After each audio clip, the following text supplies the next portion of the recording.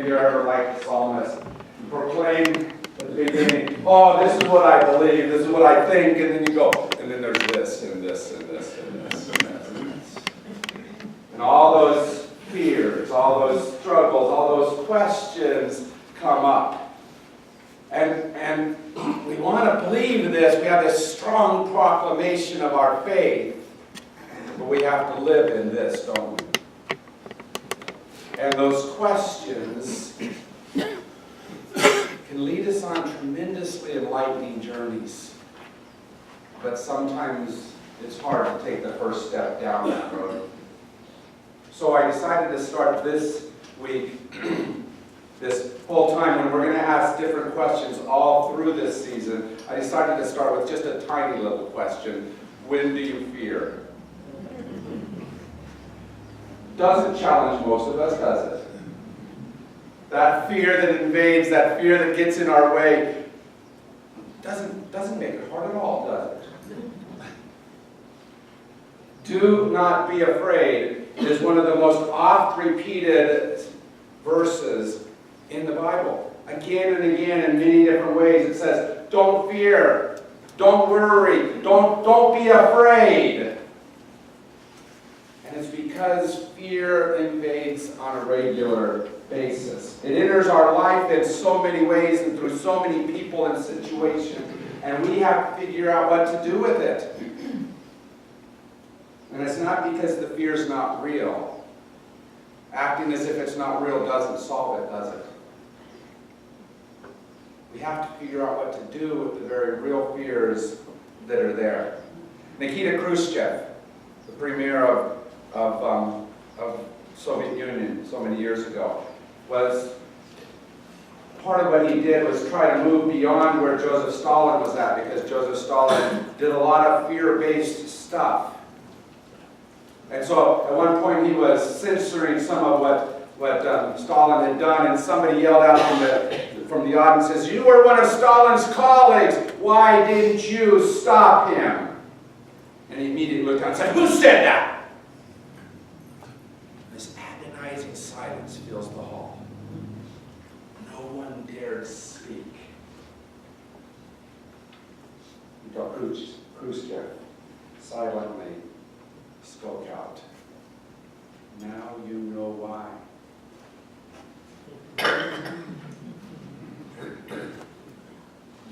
Because fear so often paralyzes us. Fear so often tells us one story and doesn't let us move beyond that story. And in those moments when fear barrels into our life, or maybe even just as difficult, when it slips insidiously in through the cracks, it terrifies us and makes it so difficult to move forward. And the worst thing to do is to act as if it doesn't exist, yet giving it too much power can make the same end. In either case, that fear can become uncontrollable. But you see, the fear that Khrushchev felt didn't come from him alone. Joseph Stalin had fear within him. He lived in a presidential palace that had 8 bedrooms, and he would sleep in them at random because he was afraid someone would come in the middle of the night. And so he would use a different one each night, but it didn't make the fear go away. In fact, it grew and invaded his country, invaded our world. And wouldn't it be great if we could say that fear only existed in that evil empire? Wouldn't it be wonderful if that's what we could say? But here in America, as in all the world, fear continues to invade. Back in the early part of the century, when electricity was just coming around, the White House was fitted with electricity, and our president at the time, Benjamin Harrison, and his wife were afraid of it. They'd never seen it, and they would not touch the light switches. And so if they were trying to go to bed at night and there were none of the servants around, they would try to sleep in the light instead of that very easy switch to go to darkness. I wish that was the only moment of fear in our country. The only way that we've given in to fears and let it invade us. But again and again, that's what happens. And not only on that national scene, but in very personal ways. This month I went up to the gathering over at Picture Rocks, and Dan Hurlbert, who used to be the pastor over at Desert Skies, he spoke about some of those ways that we fear, and he spoke a very simple one. He said, if you take a cup and you spit into it, and then fill it with water, will you drink it again?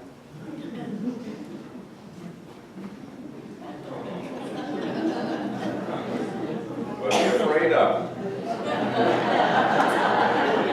What are you afraid of? It all came from you. And yet something about that, we told ourselves to be afraid of that, and our soul kind of quakes at doing that.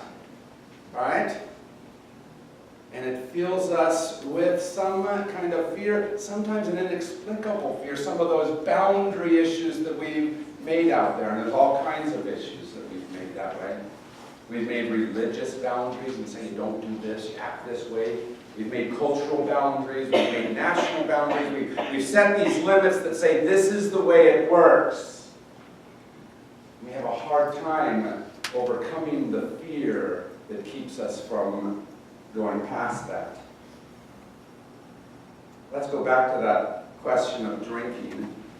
Let's say there's a 100-gallon thing in front of you full of clean water, and you really need a drink, and all you need to do is dip a cup into it, and there you can slap your thirst. But there in that 100 gallons of water, there's a cockroach. Do you drink it? What if it's just 1 gallon? And there that cockroach floats. What if it's just your cup?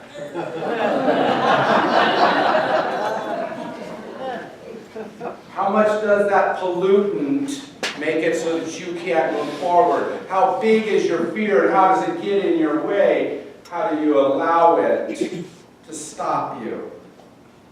And he asked us this question: do we have a will to embrace or a will to exclude, a will to draw forward or to push away?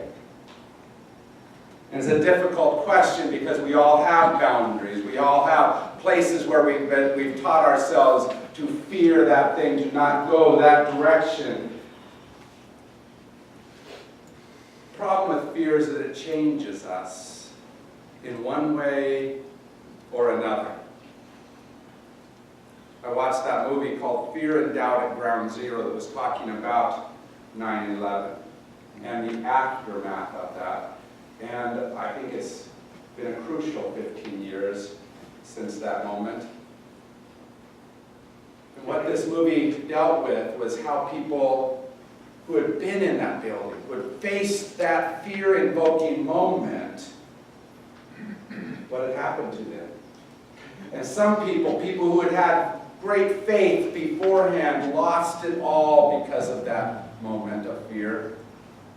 But others who had had no faith before, or who professed not to at least, somehow found a way to discover a God, a presence larger, a reason to rest in something bigger.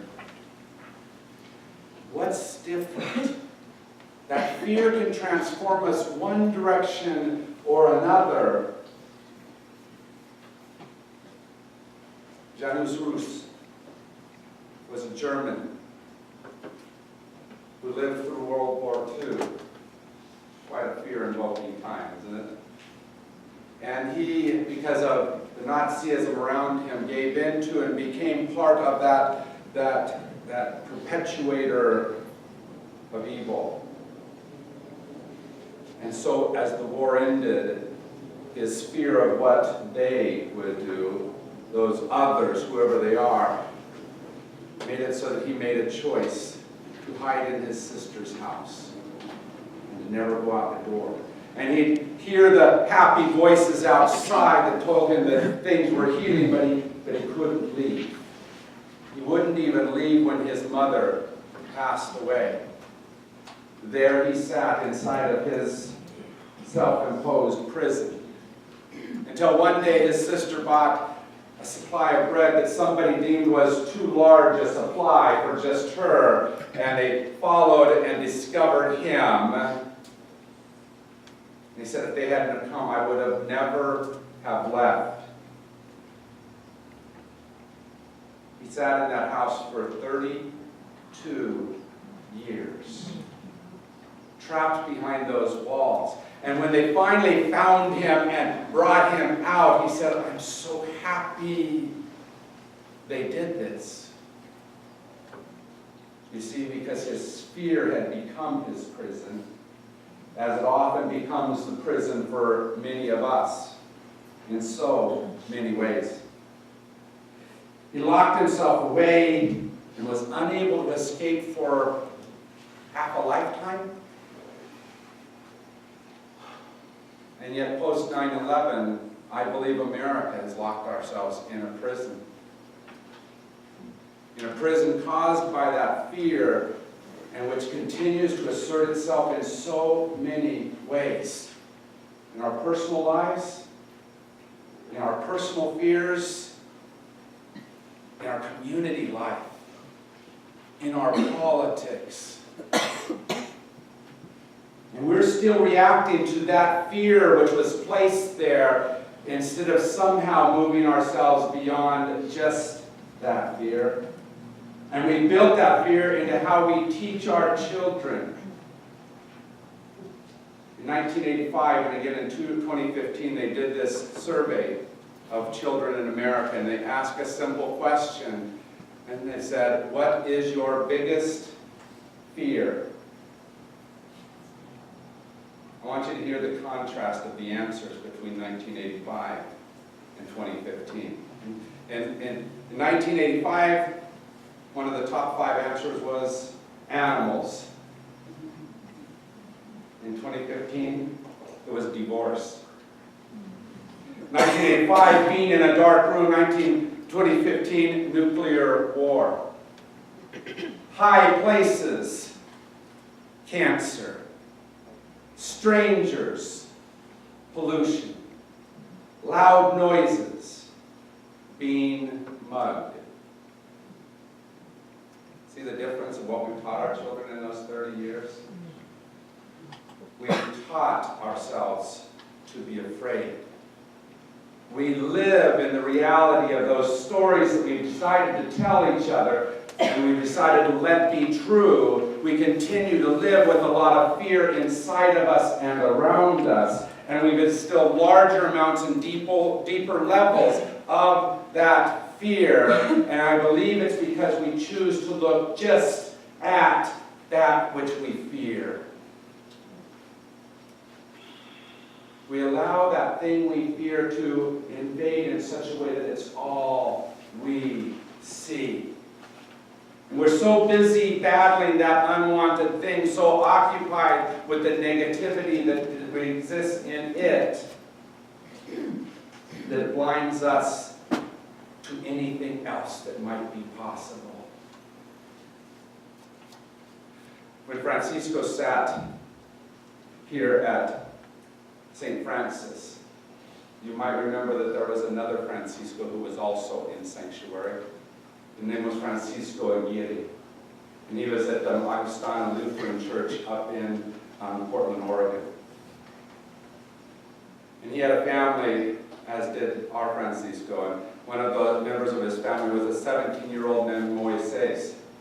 And Moises was old enough that as he went to visit his father and then left, he had to face those people around him that made fun of him and that complained, and he saw all the negative impact as well as the positive.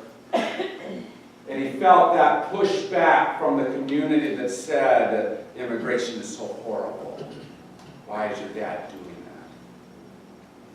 that? And so this last summer, because of the fear that all that had invoked in him, he begged his father to let him go back to El Salvador. He said, I'm afraid of what they'll do to me here in America. I'm afraid of what they can do here. I'm afraid of what they can be here. Let me go back to that place. And his dad tried to tell him, no, you don't want to go there. Dad tried to tell him this is a safer place. But his fear filled him up so much that Dad finally said yes. So Moises went back there. And yesterday he was murdered.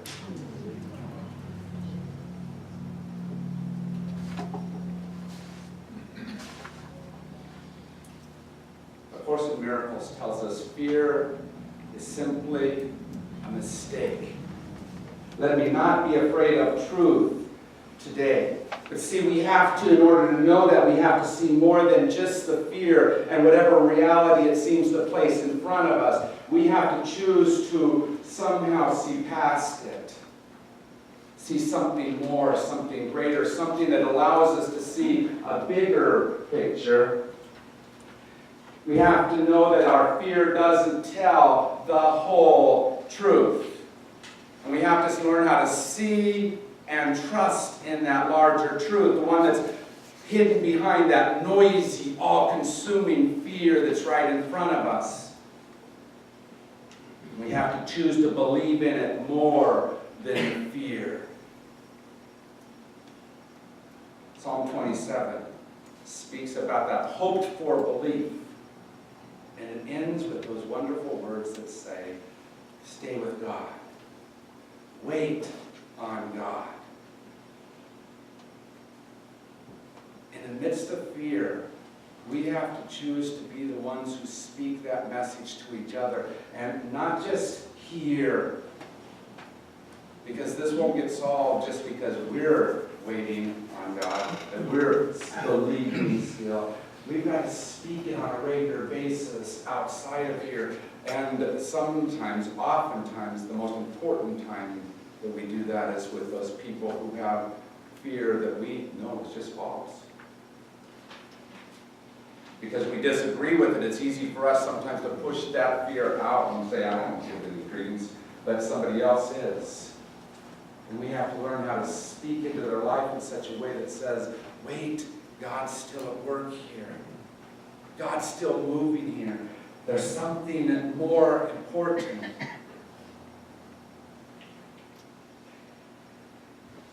Wendell Berry wrote this. It may be that when we no longer know what to do, we have come to our real work. And that when we no longer know which way to go, we have come to our real journey. The mind that is not baffled, is not employed, the impeded stream is the one that sings. When you fear, do you also search for God's presence? When you're afraid, do you also wait